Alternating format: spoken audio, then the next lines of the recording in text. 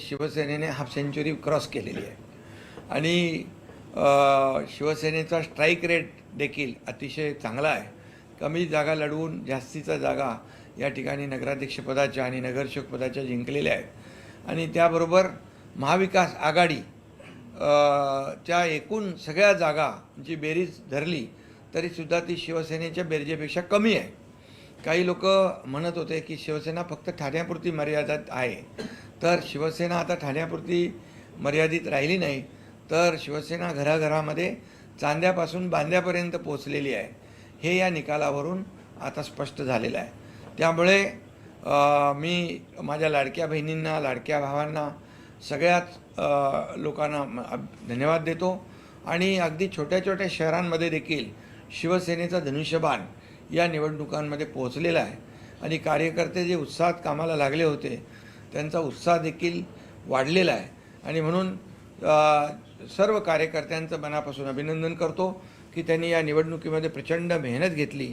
आमच्या सर्व लोकप्रतिनिधींचं, नेत्यांचं, सर्व मंत्री असतील, खासदार, आमदार, पदाधिकारी या सगळ्यांना मनापासून धन्यवाद देतो की शिवसेना आणि धनुष्यबाण अगदी घराघरामध्ये पोहोचवण्याचं काम या छोट्या नगरपालिका, नगरपंचायतीच्या निवडणुकांमध्ये आमच्या कार्यकर्त्यांनी केलं आहे. त्याबद्दल मनापासून मी त्यांचं अभिनंदन करतो.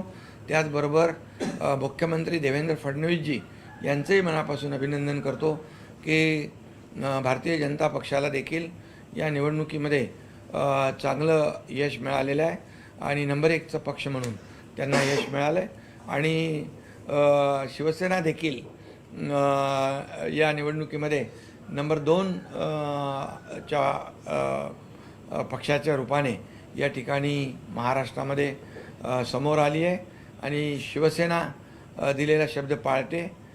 शिवसेना सर्वसामान्यांच्या अडचणी सोडवते. जसं लोकसभेमध्ये देखील स्ट्राईक रेट, विधानसभेत देखील शिवसेनेचा स्ट्राईक रेट चांगला होता, तसाच आता या निवडणुकांमध्ये देखील शिवसेनेचा स्ट्राईक रेट एकदम कडक राहिलेला आहे, चढा राहिलेला आहे. हाच स्ट्राईक रेट येणाऱ्या पुढच्या महापालिकेच्या निवडणुकांमध्ये देखील महायुतीचा राहील असा विश्वास या ठिकाणी व्यक्त करतो.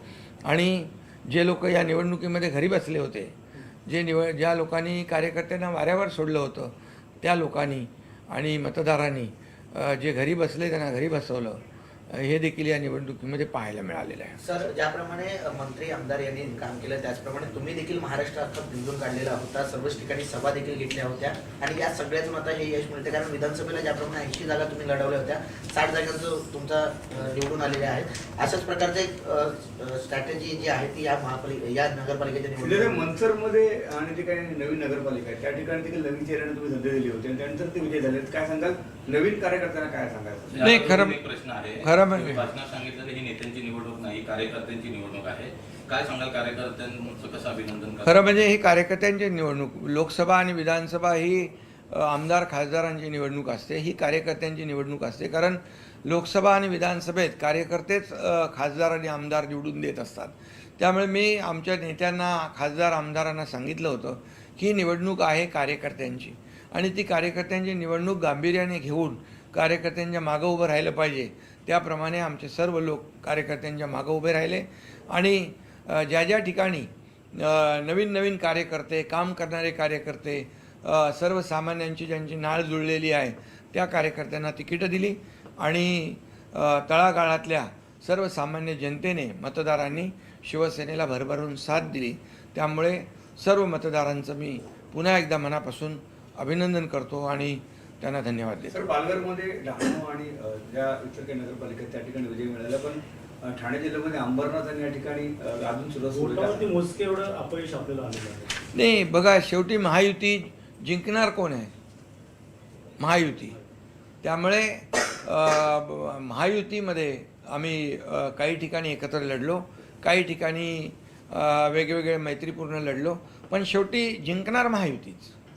त्यामुळे आम्ही सुरुवातीलाच सांगितलं होतं महायुती 75% जास्तीचं यश मिळवेल आणि त्याहीपेक्षा जास्तीचं यश या निवडणुकामध्ये मिळालेलं आपण पाहतोय. हे खऱ्या अर्थाने कामाची पोचपावती आहे.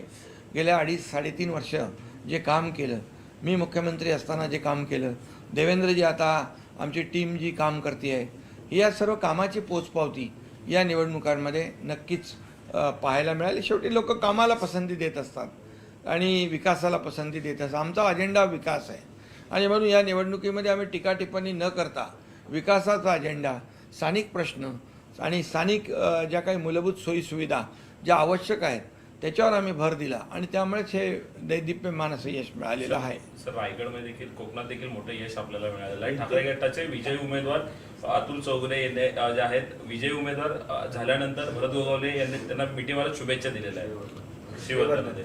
ठीक आहे, ते शेवटी कसं आहे, एक कामाचा एक विश्वास असतो, कोण विकास करू शकतो आणि कोण त्या शहराचा सर्वांगीण कायापालट करू शकतो, कोण मूलभूत सोयीसुविधा देऊ शकतो, या विश्वासावर लोक सोबत येत असतात.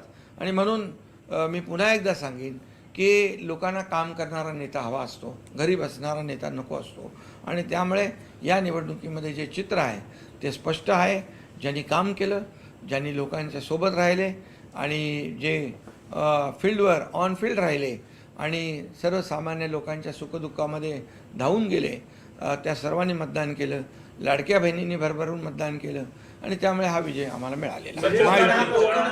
यश मिळालं. निलेश राणे यांनी तिथं नीतीश कोकण हा राणे बालेकिल्ला यांच्याकडे समजला जातो शिवसेनेचा आणि कोकणमध्ये ज्याप्रमाणे लोकसभेला यश मिळालं त्याचप्रमाणे नगरपालिकेला देखील मिळालेलं आहे. कोकणासोबतच महाराष्ट्रभर आता कोकण हा बालेकिल्ला शिवसेनेचा होता, आहे आणि राहणार आहे, हे सिद्ध या निवडणुकीत झालं आहे.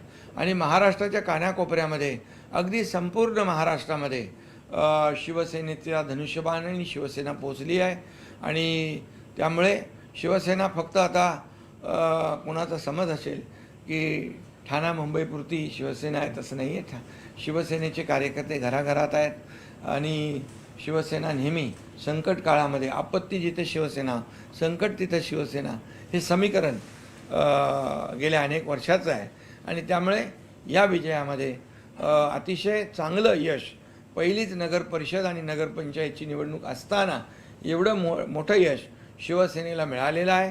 त्याबद्दल मी मतदारांना पुन्हा एकदा धन्यवाद देतो. ठाकरे गटाला कुठं अपयश आलेलं आहे, काँग्रेसला यश आलेलं आहे. शिवसेना नेहमीच म्हटलं जातं शिवसेना यांची आहे, शिवसेना त्यांची आहे. काँग्रेस कुठेतरी आता पूर्ण दुफळी निर्माण झालेली आहे. त्यांच्या सगळ्यांची बेरीज पकडली महाविकास आघाडीची, तरी एकट्या शिवसेनेची बेरीज त्यांच्यापेक्षा जास्त आहे. शिवसेना कोणाची हे मतदारांनी दाखवून दिलं पुन्हा एकदा. शिवसेना कुणाची हे मतदारांनी या निवडणुकीमध्ये दाखवलं. खरी शिवसेना कुणाची, शेवटी शिवसेना शिवसेनेची, शिवसैनिकांची आहे, या महाराष्ट्रातल्या जनतेची आहे.